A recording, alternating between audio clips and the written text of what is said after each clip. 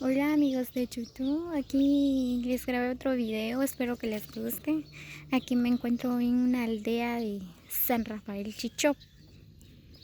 Aquí estoy en el centro, aquí está la cancha, la iglesia, la nueva iglesia que están construyendo, mira, ahí están los albañiles.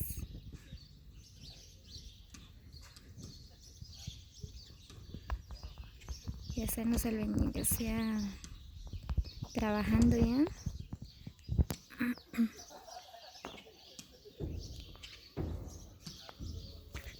Este es el centro de San Rafael Chichó. Ahí está la cancha, el salón.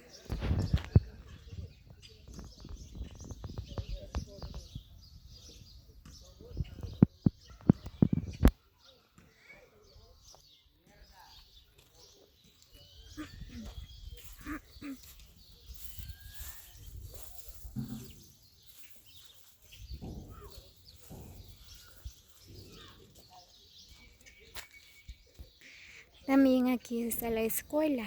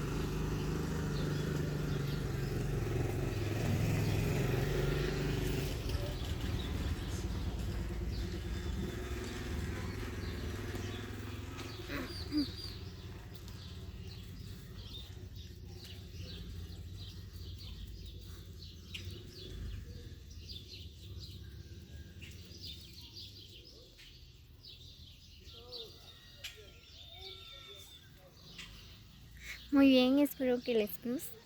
Espero que nos regalen un like. Síguenos como Lariostino. Síguenos en YouTube como Lariostino.